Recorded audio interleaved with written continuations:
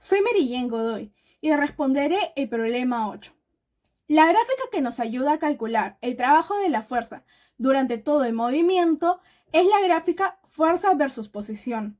La razón es que el método 1, que relaciona a las tres primeras gráficas, se basa en la definición del trabajo, la energía aplicada por una fuerza en la dirección del desplazamiento.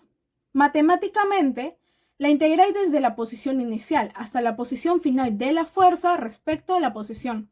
Por lo tanto, es la tercera gráfica, que relaciona precisamente a la fuerza y a la posición. Bueno, soy Santiago Agüero, miembro del grupo 12, y voy a responder la pregunta.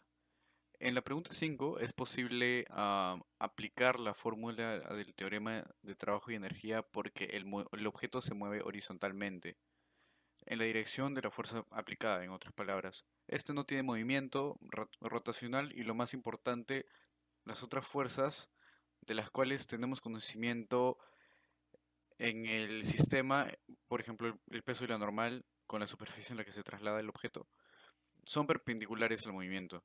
Entonces no van a generar trabajo. El trabajo neto corresponderá solamente a la fuerza aplicada y esta es horizontalmente.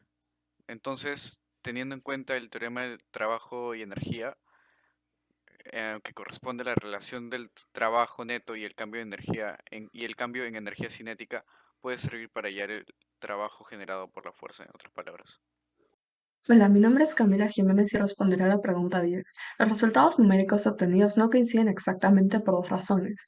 Uno, lo que hace que la diferencia entre el método 3 y los otros dos sea tan grande es que, mientras que el 3 usa datos puntuales como la velocidad inicial, final y la masa, los métodos uno y 2 usan aproximaciones en base a los datos recopilados.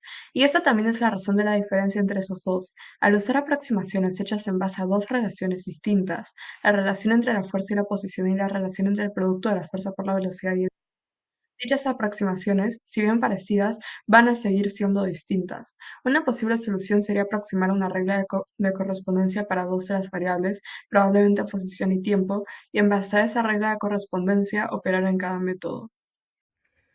Soy Sammy Briseguiro Aguilar y voy a proceder a responder las preguntas número 11 y 12. En la pregunta número 11 nos dicen, ¿por qué el método 1 no es aplicable para poder calcular el trabajo? Lo que sucede es que en todo nuestro trabajo estamos utilizando una data, no una función. Entonces, podríamos llegar a aplicar lo que es la regla de Simpson, que si bien nos da una aproximación extremadamente precisa, no es una integral, mientras que el método 1 lo que nos piden es justamente la integral de la fuerza respecto a la posición inicial y la posición final. Es así como no podemos aplicar nuestra data para poder calcular el método 1. Ahora iremos a la pregunta número 12. En esta nos piden una solución para poder aplicar el método 1, además de cuál es aquel método que no genera ningún cambio. Ahora, aquella solución para poder aplicar el método 1 sería hallando una regla de correspondencia que relacione la fuerza respecto a la posición. Esto podremos hacerlo utilizando aplicaciones como por ejemplo Python y luego integrando esto respecto a la posición. Ahora, aquel método que no cambia o que no genera ningún cambio es justamente el método 3, ya que ya tenemos en la data datos como por ejemplo la velocidad final, la velocidad inicial y la masa, siendo así que podremos aplicar el teorema de trabajo y energía.